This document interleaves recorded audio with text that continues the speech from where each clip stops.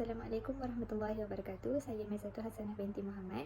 Jadi untuk video kali ini saya akan berkongsi tentang salah satu aktiviti PAK 21 ataupun pembelajaran abad ke-21.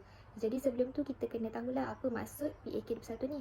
Jadi PAK 21 ini merupakan satu proses pembelajaran yang berpusatkan murid ataupun pelajar di mana berteraskan kepada 4 elemen utama, iaitu FOSIS lah. FOSIS ni terdiri daripada communication, critical thinking, collaborative dan juga creativity. Jadi dalam video ni saya telah memilih aktiviti Mixed Freeze Group yang mana merupakan salah satu aktiviti yang tersenarai dalam buku 21st Century Learning Cooperative Learning Structure yang mana diterbitkan oleh Bahagian Pembangunan Kurikulum Kementerian Pelajaran Malaysia.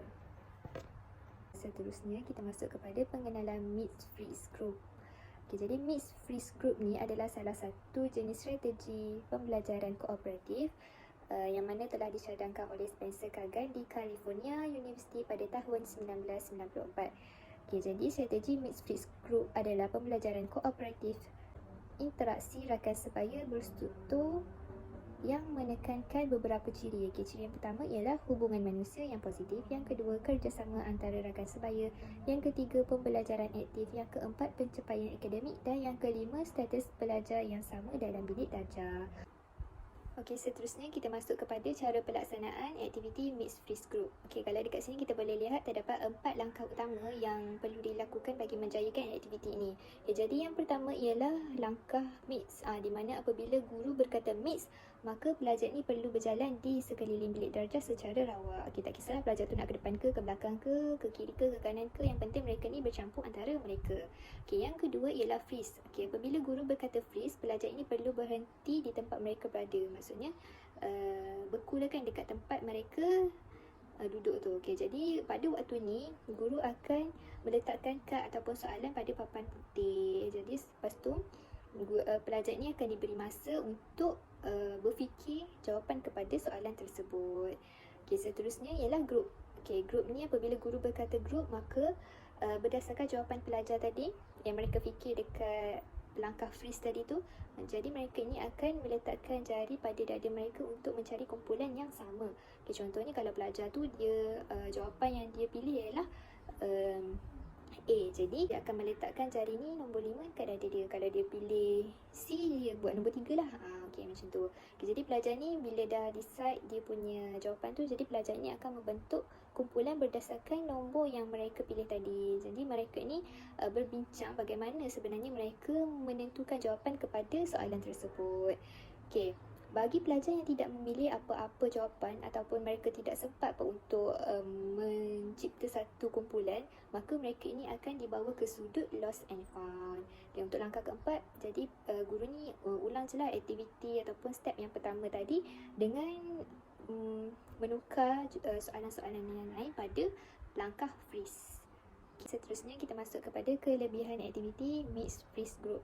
Jadi kelebihan yang pertama ialah melalui aktiviti ini pelajar dapat meraihkan pendapat mereka, di mana apabila mereka berkumpul dalam satu kumpulan, pelajar ini perlu mengekspresikan jawapan mereka dalam kumpulan tersebut supaya kawan-kawan yang lain juga dapat tahu kenapa dia memilih jawapan tersebut. Yang kedua ialah aktiviti ini melibatkan interaksi dan juga komunikasi. Seperti mana yang tahulah apabila melibatkan aktiviti kumpulan ni pasti akan berlakunya interaksi dan juga komunikasi antara ahli kumpulan tersebut. Dan seterusnya aktiviti ini juga memerlukan pelajar ini untuk menggunakan deria penglihatan dan pendengaran mereka dengan baik. Kepentingannya di sini ialah dapat melatih pelajar itu untuk lebih fokus dengan arahan yang diberikan oleh guru, sama ada guru ni sebut mix ke, freeze ke, group ke.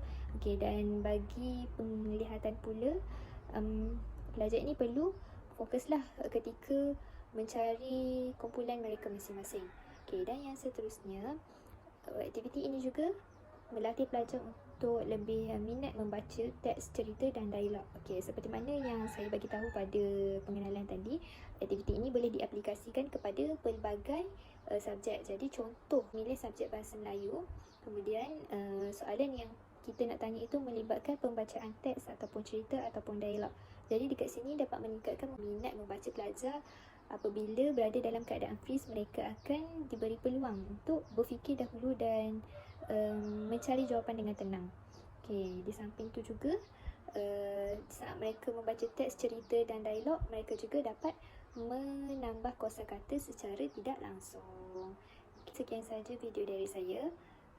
Sebelum saya menamatkan video ni, jom kita sama-sama lihat video ataupun aktiviti yang telah dilaksanakan menggunakan aktiviti Mixed Freeze Group, yang mana mungkin dalam video ni cara pelaksanaan dia sedikit berbeza, tapi konsepnya masih sama, iaitu Mix, Freeze dan Group. Okay, sekian saja dari saya. Assalamualaikum warahmatullahi wabarakatuh.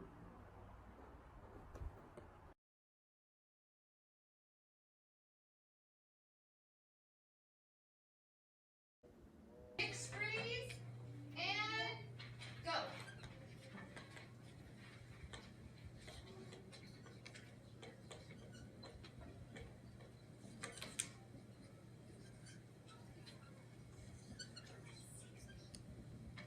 The school debate team has 12 boys and 15 girls on it. Okay, so you have to add the boys to the girls. If they split up or divide